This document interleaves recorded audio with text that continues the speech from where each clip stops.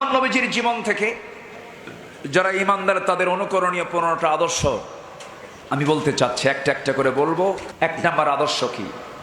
অনুসরণীয় অনুকরণীয় এক নাম্বার হচ্ছে আল্লাহর পথে দাওয়াত দিতে হবে বোকার মতো না প্রজ্ঞার সাথে, বোকামির সাথে না প্রজ্ঞার সাথে, অনুত্তম পন্থায় না উত্তম পন্থায়?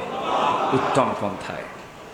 আমার নবীজির দাওয়াত ছিল উত্তম পন্থায় এবং প্রজ্ঞার সাথে। আল্লাহ রাব্বুল আলামিন রাসূলকে ইঙ্গিত দিচ্ছেন, এক বচন শব্দ প্রয়োগ করে বলছেন, উদউ ইলা সাবিলি রাব্বিকা বিল হিকমাতি ওয়াল মাউইযাতিল হাসানাহ ওয়াজাদিলহুম বিল্লাতী হিয়া আহসান فإذا إن ربك هو أعلم بمن ضل عن سبيله وهو أعلم بالمهتدين জোরে বলুন আল্লাহু আকবার।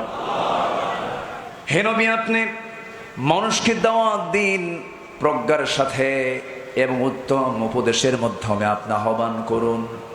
আপনি তর্ক বিতর্কে যাবেন না, সেই সমস্ত জায়গায় নিজেকে জড়াবেন না। তবে তর্ক যদি করতে যান, সর্বোত্তম পন্থা আপনি অবলম্বন করবেন।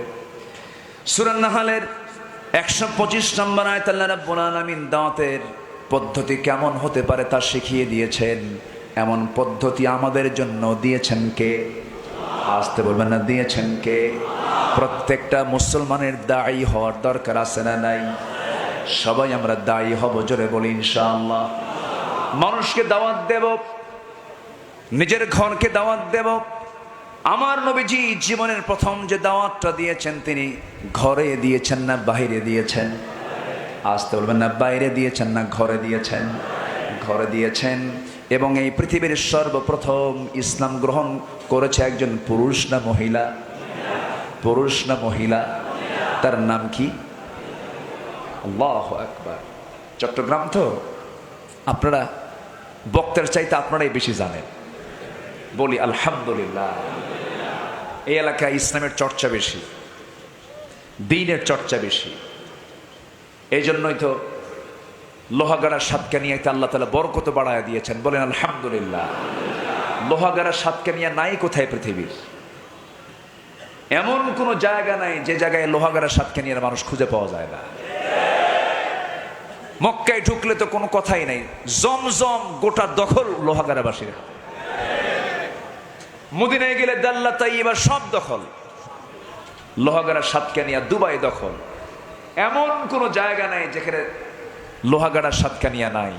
আল্লাহ তুমি এই এলাকার ব্যবসায়ীদের ব্যবসায়ে বারাকা দিয়ে দাও, জোরে বলি আল্লাহুম্মা আমিন। দুই একটা দুষ্ট আছে, কিছু দুষ্ট আছে না নাই? হ্যাঁ, অনেক দুষ্টামি করেছে 16 বছর, ঠিক কিনা? এলেম আছে, এলেমও আছে, শয়তানও আছে।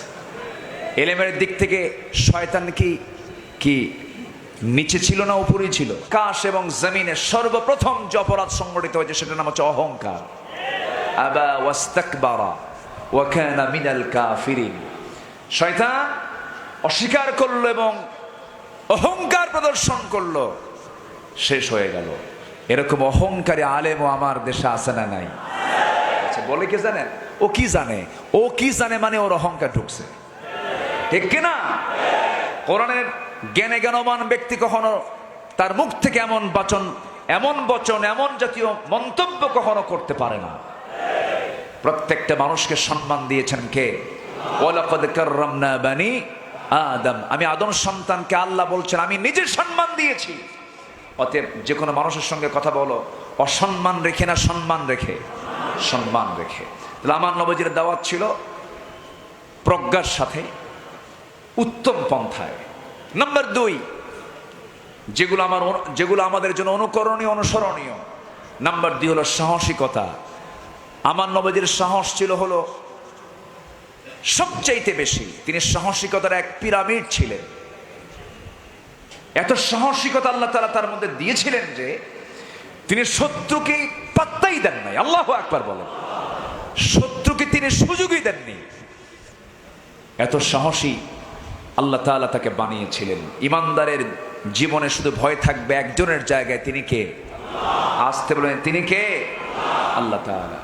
আল্লাহ রাব্বুল আলামিন নবীর শানেই এক বচন শব্দ প্রয়োগ করে বলছেন, ফাসদা বিমা তু'মার ওয়া আ'রিদ আনিল মুশরিকিন। আপনি প্রকাশ্যে শুনিয়ে দিন যা আপনাকে আদেশ করা হয়েছে। মুশরিকদেরকে আপনি পরোয়া করবেন না, মুশরিকদেরকে পরোয়াই করবেন না, পাত্তাই দিবেন না আপনি। আমি আল্লাহ তো আপনার সাথে আছি, জোরে কোন সুবহানাল্লাহ। এবং তিনি দোয়া করেছেন, দেখেন সাহস ছাড়া এই দোয়া আসে না। যারা পারেন ঠোঁট মিলিয়ে বলুন, রব্বানা আফরিগ আলাইনা সাবরা ওয়া সাব্বিত আকদামানা ওয়ানসুরনা আলাল কওমিল কাফিরিন। নাম্বার 3 হলো আমাদের জন্য যে সমস্ত আদর্শ অনুসরণীয় অনুকরণীয়। নাম্বার 3 হলো ধৈর্য ধারণ করা। ধৈর্য ছাড়া পৃথিবীর কোনো কিছু জয় করা যাবে নাকি বলেন? ধৈর্যের দরকার আছে না নাই? নামাজ আগে না ধৈর্য আগে? ধৈর্য, ইস্তাঈনু বিস-সাবরি ওয়াস-সালাহ। ধৈর্য ছাড়া নামাজ হবে না। অনেক মুসল্লি আছে মসজিদে ঢুকে নামাজে দাঁড়িয়ে যায়, ইমাম সাহেব যদি একটু লম্বা সূরা পড়ে মুসল্লির কাম সারা। মুসল্লি মনে মনে করে কি আলিশায় হুজুরের পিছনে নামাজ পড়া শুরু করলাম, এত লম্বা কেরাত ধরল, নামাজ কখন শেষ হয়ে যাবে বিরক্ত হয়ে যায়, লোকমাও দিতে পারে না, মাঝে মাঝে গলা ঝাড়ি দেয়। গলা কি দেয়? ঝাড়ি দেয়, কাশি মারে, হুজুর তাড়াতাড়ি শেষ করে। এরকম মুসল্লিও আছে না নাই? আসতে বলবেন না, আছে না নাই? যাদের নামাজ পড়তে নিয়ে মনে হয় নামাজ কখন শেষ হবে, যাদের নামাজ পড়তে নিয়ে মনে হয় ইমাম সাহেবের সূরা কেরাত তো লম্বা হচ্ছে কেন, যাদের কাছে মসজিদ নামাজের সময় মসজিদ অবস্থান যাদের কাছে বিরক্তিকর মনে হয়, ভাবতে হবে তার ইমানের ভিতরে ভেজাল ঢুকেছে, ঠিক কিনা? এই জন্য ইমানদারের যতগুলো গুণগত দিক আছে এর মধ্যে অন্যতম গুণগত দিক হলো ধৈর্য ধারণ করা। ধৈর্য আছে যার, বিজয় আছে তার। সংসার করতে গেলেও ধৈর্য আগে না সংসার আগে? ধৈর্য আগে না সংসার আগে? ধৈর্য আগে। স্বামী স্ত্রী দ্বন্দ্ব লেগেছে, এখানে ধৈর্য ধরবে সবচেয়ে বেশি কে? কিচ্ছু কয় না, দেখছে মানে বইয়ের ভাগে ভাগ দিয়ে দিচ্ছে। কি চালাক, এ তো লক্ষণ খারাপ দেখতেছে। আচ্ছা বলেন তো, কর্মী ধৈর্য বেশি ধরা দরকার না নেতার ধৈর্য বেশি ধরা দরকার? বলেন বলেন বলেন। কর্মী দুই একজন ধৈর্যহারা হলেও নেতাকে ধৈর্যহারা হওয়া যাবে না। আর রিজালু কাওয়ামুনা আলান নিসা, নারীদের পরিচালনা করবে কারা? পুরুষ। এখন বলেন ধৈর্য ধরবে, বেশি ধৈর্য ধরবে স্ত্রী না স্বামী? এখন ঠিক হয়ে গেছে। আমার মায়েরা যদি এই আওয়াজটা শুনতে পারেন খুব খুশি হয়ে গেছেন মনে হয়। হুজুর মনের মতো ওয়াজ করলে। আমার স্বামীর যে মেজাজ, সেই দুবাই থেকে হুমকি দেয় আমারে। কোন জায়গা থেকে? আচ্ছা দুবাই থেকে হুমকি দিয়ে লাভ আছে? তুমি আছো দুবাই, তোমার বউ আছে লোহাগাড়া, ওই জায়গায় থেকে ভিডিও করে হুমকি দিয়া সারতে না পেরে মোবাইল মাটিতে আছাড় দিয়ে ভেঙে ফেল। আছে না নাই? আচ্ছা, ধৈর্যের পরিচয় দিতে হবে। রাগারাগি কইরা শেষমেশ ফোনের মধ্যেই বলে ফেলে দিল, একদম ভিডিও কলে, দিলাম তোর 100 তালাক। আত-তালাকু মাররাতান। তালাকের কন্ডিশন আল্লাহ তাআলা সব বলে দিয়েছেন, তালাক নামে একটা সূরাই দিয়েছেন। তালাকটা কত গুরুত্বপূর্ণ যে আল্লাহ তাআলা 114 সূরার মধ্যে একটা সূরার নাম কোট করেছেন সূরাতুত তালাক। সে তালাকটাকে নিজের হাতের মধ্যে নিয়ে, আইনের মধ্যে নিয়ে সে মুখ দিয়ে বলে ফেললো, একটা না দুইটা না, কত? সেঞ্চুরি। তালাক দিয়া পরের দিন আমাদের ফোন দেয়। একদিন আমাকে ফোন দিয়ে বলতেছে, হুজুর কাম তো সারছে, কি একদম রেকর্ড করেছি। কি করছো? একদম 100 তালাক দিছে। তো 100 তালাক দিলেন, এত রাগ কেন? হুজুর বউকে তো দিছি তালাক, শাশুড়ি সহ তালাক দিছি। বললাম শাশুড়ি প্রসঙ্গ আসলো কেন? হুজুর ওই শাশুড়ি আমার সংসার আগুন ধরায় দিছে, এই জন্য ওরা আগে দিছি। যেরকম নাউজুবিল্লাহ, বউ তালাক হতে পারে, শাশুড়ি কি তালাক হয়? আস্তে শাশুড়ি কি তালাক হয়? এরকম করে তালাক দিয়া আবার সেই বউ নিয়ে সংসার করছে, এমন সংসার বাংলাদেশে মনে হয় নাই। আসতে বলবেন না, আছে না নাই? অসংখ্য পরিবার এই সম্পর্ক হচ্ছে জিনার সম্পর্ক, শুধুমাত্র ধৈর্যহীনতার কারণে। তাহলে ধৈর্যের দরকার আছে না নাই? আমি শুধু একটা উদাহরণ দিই, এরকম সব জায়গায় ধৈর্য। আল্লাহ রাব্বুল আলামিন নবীকে শুধু লক্ষ্য করে বলছেন, এক বচন প্রয়োগ করে বলছেন, ফাসবির কামা সাবারা উলুল আজমি মিনার রুসুলি ওয়ালা তাস্তাজিল লাহুম। জোরে বলুন আল্লাহু আকবার। ধৈর্য ধরুন, তাদের বিষয়ে আপনি তাড়াহুড়ো করবেন না। ধৈর্য ধরুন, ধীরস্থির পদক্ষেপের সামনে গিয়ে চলুন। নবী ছিলেন মক্কার বাসিন্দা, মক্কায় টিকতে পারলেন না রসুল, সেই মক্কা ছেড়ে কোথায় গেলেন? আসতে বলবেন না, কোথায় গেলেন? মদিনা চলে গেলেন। ওই মদিনায় যাওয়ার পূর্বে 13 বছর যে তিনি মক্কায় ছিলেন, সেই মক্কায় থাকাকালীন আমার নবীর চোখের সামনে কাবার ভিতরে 360টা মূর্তি তারা ঢুকিয়ে রেখেছিল। নবীজি মূর্তি সরাতে পারেন নাই। আল্লাহর ঘর কাবার ভিতরে তারা মূর্তি ঢুকিয়ে সেখানে তারা প্রণাম করত, শিরকের কাজগুলো করত। সেই মূর্তিকে লক্ষ্য করে তারা সেজদা দিত। এই সমস্ত শিরকের কাজগুলো নবীর সামনে তারা চালিয়ে গেছে। নবীজি চোখের সামনে তিনি দেখে গেছেন 13 বছর মূর্তিগুলো সরাতে পারেন নাই। ধৈর্যের দরকারে বিশেষ সময় আছে না নাই ভাই? আসতে বলবেন না, আছে না নাই? আছে। কিন্তু আমার নবীজি ওই সময় নামাজ পড়েছেন, কিবলামুখী হয়ে নামাজটা আদায় করেছেন, আবার কাবার দিকে তাকিয়েছেন, মূর্তির কথা স্মরণ করেছেন, কিন্তু মূর্তি ভাঙ্গেন নাই। কারণ সেই সময় রাষ্ট্রীয় ক্ষমতা ছিল নবীর হাতে না আবু জেহেলের হাতে? কার হাতে?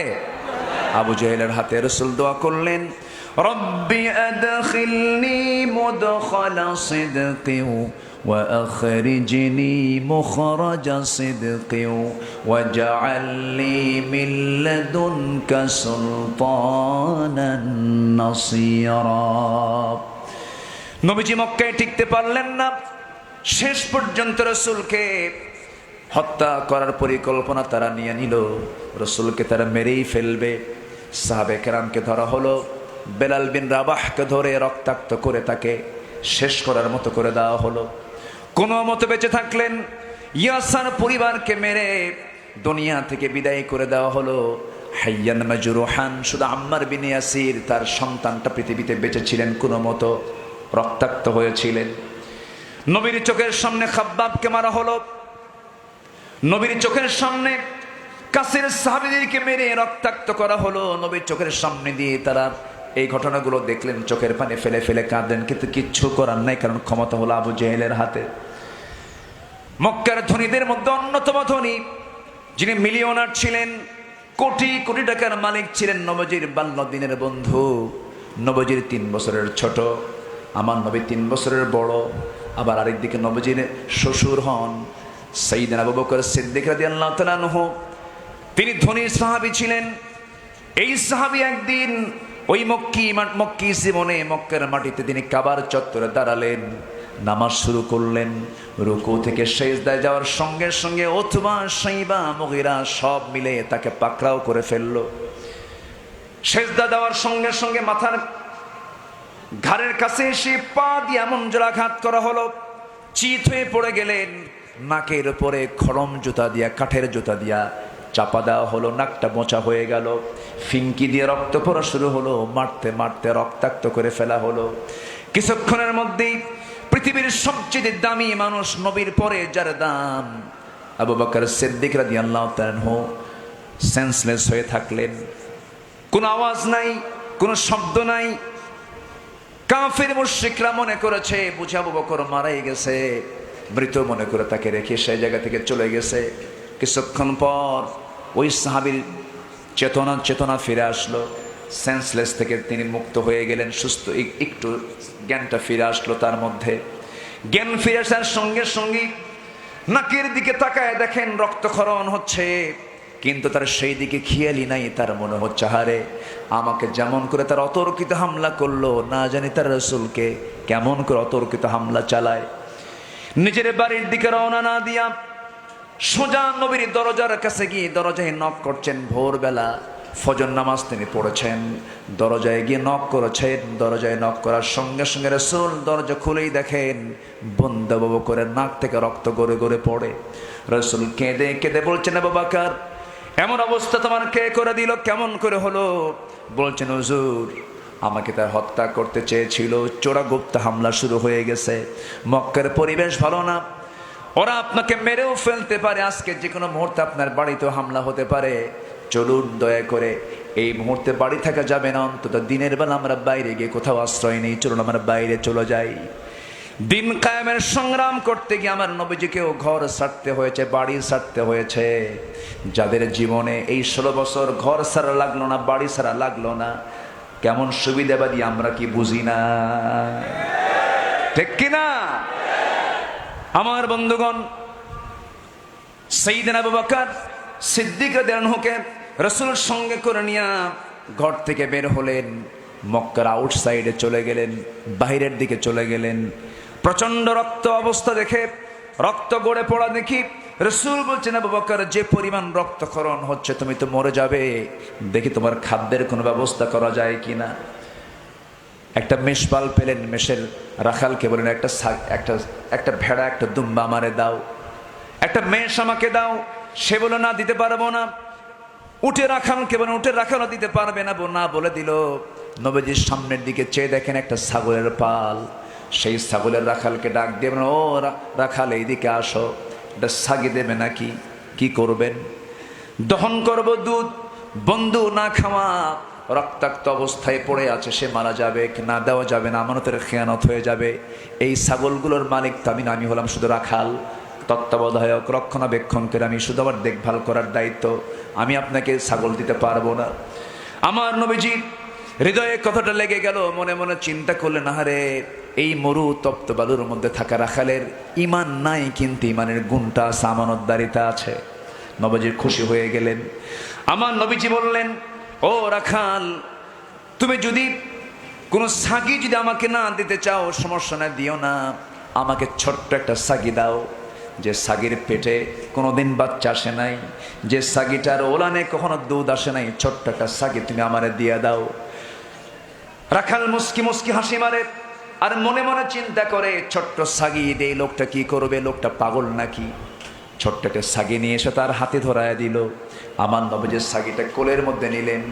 রাখাল তো জানে না কোন কোলের মধ্যে ছাগলটা উঠতেছে, এই কোলটা কোন কোল সে তো বোঝে নাই। আমার নবীজির কোলের মধ্যে ছোট্ট ছাগিটা নিয়ে আমার নবীজির ছাগিটার পিছনের দুইটা পার মাঝখান বরাবর, ওলান বরাবর, দুধ বরাবর আমার রাসূল যখন দুটা বরকতি হাত আস্তে করে রাখলেন, বিসমিল্লাহ বলে ফু দিয়ে দিলেন, ছোট্ট ছাগির গোটা ওলান ভরা দুধ টনটন হয়ে গেল, দুধ পূর্ণ ওলান হয়ে গেল, দুধের বাট টনটন করছে দুধ দিয়ে। আমার নবীজি বলছেন, রাখাল একটা বাটি দেবে নাকি, দুধ দহন করব। রাখাল আশ্চর্য হয়ে গেল, এ কেমন কথা, জীবনে তেমন দৃশ্য দেখি নাই। নবীর হাতের বরকত কে দিয়েছেন? আসতে বলবেন না, কে দিয়েছেন? আমার নবীর হাতের ইশারায় আকাশের চাঁদ দ্বিখণ্ডন করেছেন, তিনি কে? আল্লাহ তাআলা। আমার নবীজি ছাগিটার ওলানে হাত দিলেন, দুধ পূর্ণ হয়ে গেল, বাটি নিয়ে আসা হলো, তিনি দুধ দহন করলেন। দুধ দহন করতে করতে বাটি দুধ পূর্ণ হয়ে গেল। নবীজি এবার মুস্কি হাসি মেরে বলছেন, আবু বকর মার খেয়েছো সকালবেলা, এখন বরকতের দুধ পান করো। সাইয়েদনা আবু বকরের হাতে দুধের বাটি দেওয়া হলো। দুধ পাত্র হাতের মধ্যে নিয়ে বিসমিল্লাহ বলে পান করা শুরু করলেন। দুধ পান করতেছেন, থামাথামি নাই। এত পরিমাণ দুধ পান করলেন যে তার পেটের চামড়া টাইট হয়ে গেছে। আমার রাসূল বললেন, আবু বকর আজকে দুধ কেমন পান করলে বলো? তিনি বলছেন, ইয়া রাসূলুল্লাহ, জীবনে যত দুধ পান করেছে আজকের মতো তৃপ্তি ভরে স্বাদ নিয়ে এমন দুধ আমি জীবনে কখনো পান করি নাই। এত দুধ খাইলাম, এত দুধ পান করলাম হুজুর, কিন্তু লক্ষ্য করে দেখি বাটির দুধ তো কমে না। রাসূল বলছেন, আবু বকর, ওই পাত্রের দুধ কেউ কমাতে পারবে না। এখানে যদি আরো আল্লাহর কিছু বান্দাও হাজির হয়, কেউ দুধ কমাতে পারবে না যতক্ষণ না আমার ঠোঁটটা সেই বাটিতে না লাগানো হবে। রাখালকে দিয়ে দাও। রাখালের হাতে যখন বাটি দেওয়া হলো, রাখালকে বলা হলো, রাখাল পান করো। সে তো বিসমিল্লাহ বোঝেন, রাসূল বিসমিল্লাহ বলে দিলেন। পান করতে করতে সেও প্রচুর দুধ পান করলো, কিন্তু দুধ কমে না। রাসূল বলছেন, দাও এবার বাটি আমার হাতে তুলে দাও। রাসূল নিজের হাতে বাটি উঠায় নিলেন। আমার নবী আগে খেলেন না খাওয়ালেন? আসতে আগে খেলেন না খাওয়ালেন? নেতার চরিত্র আগে খাবে না খাওয়াবে? আমার দেশের নেতাদের চরিত্র আগে খায় না খাওয়ায়? আগে খায় না খাওয়ায়? শুধু কি খায় না পাচারও করে? আমার নবীজি সর্বশেষ বাটি হাতের মধ্যে নিলেন, বিসমিল্লাহ বলে সেবন করলেন। বাটি দুধ ফাঁকা হয়ে গেল, এবার শূন্য বাটি। রাখালকে দিয়ে বলেন, রাখাল তুমি থাকো, আমরা এখন চলে যাচ্ছি মক্কার দিকে, বাড়ির দিকে চলে যাচ্ছি। রাখাল কান দেয়ার মনে মনে কয়, কেমন মানুষ দেখলাম রে, এমন মানুষ তো জীবন আমি কখনো দেখি নাই। সূরাত সুন্দর, সিরাত সুন্দর, যেরকম সুবহানাল্লাহ। সূরাত সুন্দর, সিরাত সুন্দর। আমার নবীজির বাচন ভঙ্গি, আমার নবীজির অঙ্গভঙ্গি, আমার নবীজির প্রেজেন্টেশন, আমার নবীজির মুকালামা, সব কিছু দেখে রাখালের দিলটা পড়ে গেছে। রাখাল মনে মনে চিন্তা করে, আমাকে যদি এই লোকটার সাথে করে নিয়ে যেত। রাসূল তার চিন্তাশীল চেহারা দেখে, চিন্তাওয়ালা চিন্তাযুক্ত চেহারা দেখে রাসূল বলছেন, রাখাল কি চিন্তা করো কও? হুজুর আমাকে সাথে করে নিয়ে যান। রাসূল বলছেন, না তোমাকে নিয়ে যাব না, কারণ আমানতের খেয়ানত হয়ে যাবে। রাখাল তুমি এই ছাগলগুলো দেখবে কে? তাই তো। আমার নবীজি চলে যাচ্ছেন, এমন সময় রাখালটা ডাক দিয়ে বলছে, যেহেতু আপনি চলেই যাচ্ছেন, আপনার কাছে আমার একটা দাবি আছে। কি দাবি? আপনার ছোট্ট ছাগিটা যখন কোলের মধ্যে নিলেন, পিছনের দুই পার মাঝখানে ওলান বরাবর যখন হাতটা রাখলেন, কি যেন একটা দোয়া পড়লেন, ওই দোয়াটা আপনি আমার একটু শেখায় দিয়ে যান। রাসূল বলেন, ওই দোয়া দিয়ে তুমি কি করবা? মাঝে মাঝে এই দোয়া পড়বার, দুধ খাবো। সুবহানাল্লাহ। আমার নবীজি সঙ্গে সঙ্গে বলছেন, রাখাল রে, হাজার বারে দোয়া পড়লে পরে তোমার কোনো কাজে আসবে না, কারণ তোমার মধ্যে শিরকিয়াতের পচা দুর্গন্ধ আছে। শিরকিয়াতের পচা দুর্গন্ধ সাফ করে তাওহীদের পেয়ালা গ্রহণ করে নাও, সকল দোয়া আমার আল্লাহর দরবারে মঞ্জুর হয়ে যাবে। যেরকম সুবহানাল্লাহ। রাখালের বুঝতে দেরি হলো না। রাখাল এবার রাসূলকে সামনে লক্ষ্য করে বলছেন, নাম শুনেছি মুহাম্মদ বিন আব্দুল্লাহ নামে একজন আল্লাহর নবীর আগমন হয়েছে মক্কায়। আপনার চেহারা, আপনার বচন ভঙ্গি, আপনার সকল কিছু দেখে মনে হচ্ছে আপনার সাধারণ মানুষ হবেন না, আপনি একজন অসাধারণ মানুষ হবেন। আপনার পরিচয়টাকে আপনি বলেন। রাসূল বলছেন, চিনতে ভুল করো নাই, আমি হলাম আখির জামানার পয়গম্বর মুহাম্মদ সাল্লাল্লাহু আলাইহি ওয়াসাল্লাম। সঙ্গে সঙ্গে হাত বাড়ায়া দিয়া রাখাল বলে ফেলল, আশহাদু আল্লা ইলাহা ইল্লাল্লাহু ওয়াহদাহু লা শারীকা লাহু ওয়া আশহাদু আন্না মুহাম্মাদান আবদুহু ওয়া রাসূলুহু। হেদায়েতের মালিক কে? আসতে বলবেন, হেদায়েতের মালিক কে? অথবা সাইবা, মুগিরা, ওয়ালিদ, আবু জাহলরা কালেমা পড়তে পারে না, রাখাল কালেমা পড়ে। সুবহানাল্লাহ বলবেন না? কে কালেমা পড়ে? রাখাল। সেই রাখাল আল্লাহর কালেমা যখন পড়ে নিলেন, কালাম যখন তার সামনে দেওয়া হলো, এত সুমধুর কণ্ঠ আল্লাহ তাআলা ওই রাখালের মধ্যে দান করেছিলেন। আমার নবীজি একদিন অন্ধকার রাত্রিতে এই রাখালের সুমধুর কণ্ঠে তেলাওয়াত শুনলেন।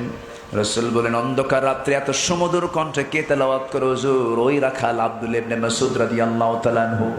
রাসূল বললেন, ও সাহাবীরা, আমার কাছে মনে হচ্ছিল জিবরাইল আমার কাছে ওহী নাজিল করতেছে। তোমরা আমার আব্দুল্লাহর তেলাওয়াতকে ফলো করো। সেই রাখাল কি এক পরশ পাথরের সংস্পর্শ পেলেন। সারা জীবন তিনি যখন কোনো কথা বলতেন, কোরআন দিয়ে কথা বলতেন, প্রয়োজনীয় কথা বলতেন কোরআন দিয়া। দ্বিতীয় খলিফার আমল, সেকেন্ড খলিফা ওমর রাদিয়াল্লাহু তাআলা আনহু অন্ধকার রাতে তিনি দাঁড়ায় আছেন রাস্তায়। একটা বাণিজ্য কাফেলা 15 থেকে 20 জন লোক আসতেছে, অন্ধকার রাত্রিতে রাস্তা দিয়ে চলে যাচ্ছে, দেখা যাচ্ছে না, চেনাও যাচ্ছে না। দূর থেকে ওমর ফারুক লক্ষ্য করে বললেন, তোমরা কারা, কোথা থেকে আসতেছো? ভেতর থেকে জবাব আসতেছে, মিন ফাজ্জিল আমিক, প্রত্যন্ত অঞ্চল থেকে আমরা আসতেছি। কোরআনের আয়াত দিয়ে উত্তর দেওয়া শুরু হয়ে গেছে। যাচ্ছ কোথায়? ইলা বাইতুল আতিক, কাবার দিকে যাচ্ছি, আল্লাহর ঘরের দিকে যাচ্ছি। ওমর ফারুক আশ্চর্য হয়ে মনে মনে চিন্তা করছেন, এই জগতে এমন করে কোরআন আয়াত দিয়ে উত্তর দেওয়ার মতো লোক কে কে? জানার আগ্রহ হলো। কিছুক্ষণ পর প্রশ্ন করছেন, এত উত্তর যখন কোরআন দিয়ে দিচ্ছে, কিছু প্রশ্ন করি। কি প্রশ্ন আপনি বলেন? এবার তিনি বলছেন, বলো তো কোরআনে কারীমের মধ্যে সবচেয়ে শ্রেষ্ঠ আয়াত কোনটা? আল্লাহু লা ইলাহা ইল্লাহু। এবার বলা হলো ভয়ঙ্কর আয়াত কোনটা? ভিতর থেকে জবাব দিচ্ছেন একজন, فَمَن يَعْمَلْ مِثْقَالَ ذَرَّةٍ خَيْرًا يَرَهُ وَمَن يَعْمَلْ مِثْقَالَ ذَرَّةٍ شَرًّا يَرَهُ। এবার ওমর ফারুক বললেন, কোরআনে কারীমের সবচেয়ে আশাব্যঞ্জক আয়াতটা কোনটা? সবচাইতে হৃদয়ে কি চিত্তকে আনন্দ দিতে পারে এমন আয়াত কোনটা বলো তো?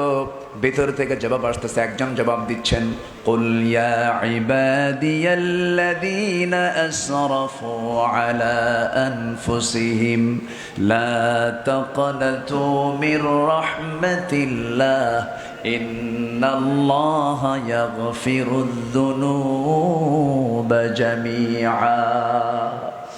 ওমর ফারুক রাদিয়াল্লাহু আনহু এবার বললেন, আমি নিশ্চিত এই কাফেলার মধ্যে অবশ্যই অন্য কেউ নাই। আমার জানা মতে এই কাফেলায় আছে আব্দুল্লাহ ইবনে মাসউদ।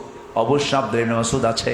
মুস্কি হাসি মেরে তিনি সামনে দাঁড়ায় বলছেন, আপনার বিবেচনা ঠিক আছে, আমি হলাম আব্দুল্লাহ ইবনে মাসউদ। জোরে বলেন সুবহানাল্লাহ।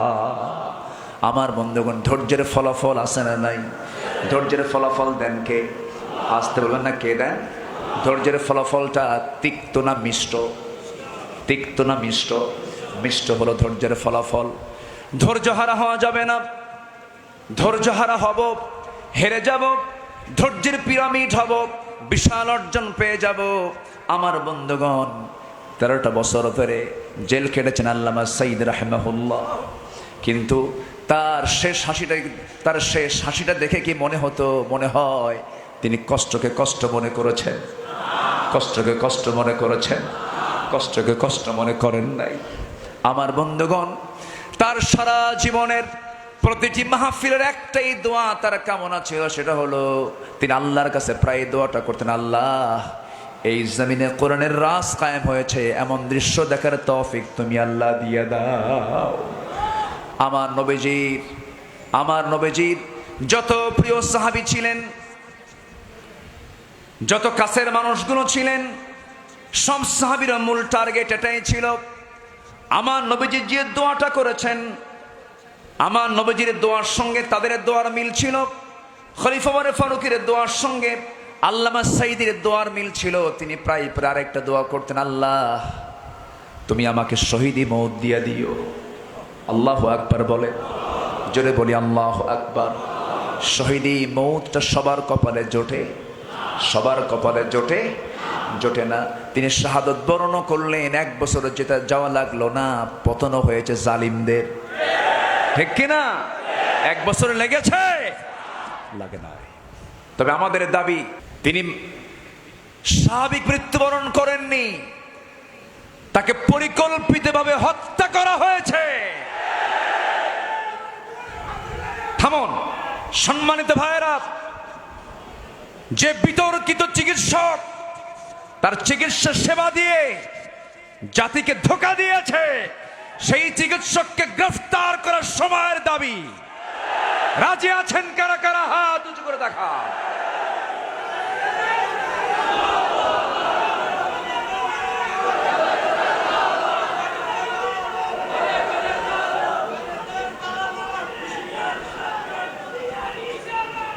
আল্লাহ কবুল করুন। জোরে বলে আমিন, আরো জোরে আমিন। সম্মানিত ভাইয়েরা, সম্মানিত বন্ধুগণ, ওরা চেয়েছিল আলেমদেরকে অপমান করতে। আলেমরা অপমানিত হয়নি, লাঞ্ছিত হয়নি, লাঞ্ছিত ওরাই হয়েছে। লজ্জায় মাথা নিচু হয়ে যায়। এই থামেন, চাচা পাগল হয়ে গেছে, একটু বসেন না, বসেন, আমার দিকে তাকান। সম্মানিত বন্ধুগণ, দেশের শীর্ষস্থানীয় ধনী, এক নম্বর ধনী, তার কর্মকাণ্ড দেখুন।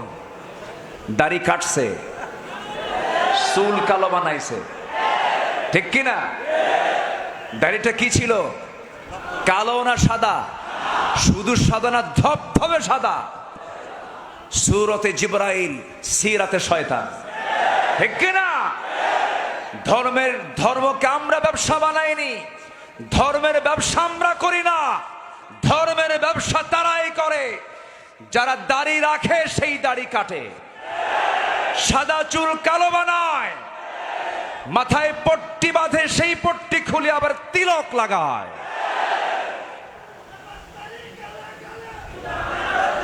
সম্মানিত ভাইরা, সম্মানিত বন্ধুগণ, পালানোর জন্য নৌকা ভাড়া করেছে। দুজন বন্ধু উঠছে, সারা রাত নৌকায় বসে থাকছে, কিন্তু ঘাট পায় নাই, নৌকা ভিড়ে নাই, চান্স পায়নি। কোস্টগার্ড ধরে ফেলেছে, আইনমন্ত্রীকে ধরে নিয়ে চলে যাচ্ছে। আইনমন্ত্রীকে আমার একা ধরো কেন? কেন? আর কে আছে? কই যে দরবেশ বসে আছে,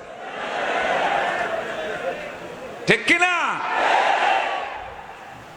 দরবেশের দিকে তাকায় দেখে না, মাথার চুল তো এরকম কালো না, আবার দাড়ি নাই, এটা আবার কোন দরবেশ? তো সে কি দরবেশ ছিল না দরবেশের ভান ধরেছিল? আবার আরেকজন সিলেটে যায়া কোনো বিছনা পায় নাই, কলার পাতায় শুয়েছিল, ঠিক কিনা? সিলেটবাসীকে ধন্যবাদ, বিসি আউট করছে। কথা বোঝেন নাই? এটা আমার ভাষায় বললাম, আপনার এলাকায় কি কয় আল্লাহ জানে। আপনাদের ভাষা তো আমি বুঝি এখন, কিন্তু বলতে পারি না। বুঝি মানে গালি দিলে টের পাই,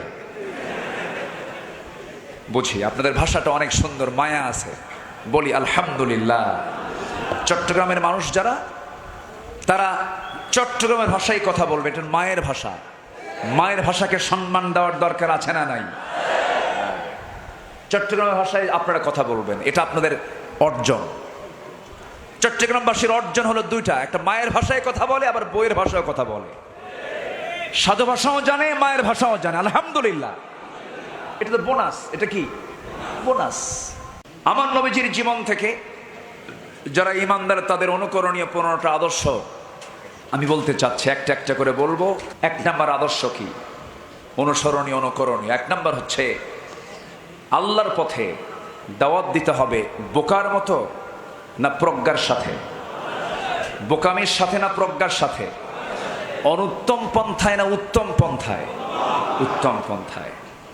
আমার নবীজির দাওয়াত ছিল উত্তম পন্থায় এবং প্রজ্ঞার সাথে। আল্লাহ রাব্বুল আলামিন রাসূলকে ইঙ্গিত দিচ্ছেন, এক বচন শব্দ প্রয়োগ করে বলছেন, উদউ ইলা সাবিলি রাব্বিকা বিল হিকমাতি ওয়াল মাউইযাতিল হাসানাহ ওয়াজাদিলহুম বিল্লাতী হিয়া আহসান فإذا إن ربك هو أعلم بمن ضل عن سبيله وهو أعلم بالمهتدين জোরে বলুন আল্লাহু আকবার। হে নবী, আপনি মানুষকে দাওয়াত দিন প্রজ্ঞার সাথে এবং উত্তম উপদেশের মাধ্যমে আপনি আহ্বান করুন। আপনি তর্ক বিতর্কে যাবেন না, সেই সমস্ত জায়গায় নিজেকে জড়াবেন না। তবে তর্ক যদি করতে যান, সর্বোত্তম পন্থা আপনি অবলম্বন করবেন। সূরা নাহলের 125 নম্বর আয়াত আল্লাহ রাব্বুল আলামিন দাওয়াতের পদ্ধতি কেমন হতে পারে তা শিখিয়ে দিয়েছেন। এমন পদ্ধতি আমাদের জন্য দিয়েছেন কে? আসতে বলবেন না, দিয়েছেন কে? প্রত্যেকটা মুসলমানের দায়ী হওয়ার দরকার আছে না নাই? সবাই আমরা দায়ী হব, জোরে বলি ইনশাআল্লাহ। মানুষকে দাওয়াত দেব, নিজের ঘরকে দাওয়াত দেব। আমার নবীজি জীবনের প্রথম যে দাওয়াতটা দিয়েছেন তিনি ঘরে দিয়েছেন না বাইরে দিয়েছেন? আসতে বলবেন না, বাইরে দিয়েছেন না ঘরে দিয়েছেন? ঘরে দিয়েছেন। এবং এই পৃথিবীর সর্বপ্রথম ইসলাম গ্রহণ করেছে একজন পুরুষ না মহিলা? পুরুষ না মহিলা? তার নাম কি? আল্লাহু আকবার। চট্টগ্রাম তো, আপনারা বক্তার চাইতে আপনারাই বেশি জানেন। বলি আলহামদুলিল্লাহ। এই এলাকায় ইসলামের চর্চা বেশি, দ্বীনের চর্চা বেশি। এই জন্যই তো লোহাগাড়া সাতকানিয়াতে আল্লাহ তাআলা বরকত বাড়ায় দিয়েছেন। বলেন আলহামদুলিল্লাহ। লোহাগাড়া সাতকানিয়া নাই কোথায় পৃথিবীর? এমন কোন জায়গা নাই যে জায়গায় লোহাগাড়া সাতকানিয়ার মানুষ খুঁজে পাওয়া যায় না। মক্কায় ঢুকলে তো কোনো কথাই নাই, জমজম গোটা দখল লোহাগাড়াবাসীর। মদিনায় গেলে দাল্লা তাইয়্যিবা সব দখল, লোহাগাড়া সাতকানিয়া দুবাই দখল। এমন কোন জায়গা নাই যেখানে লোহাগাড়া সাতকানিয়া নাই।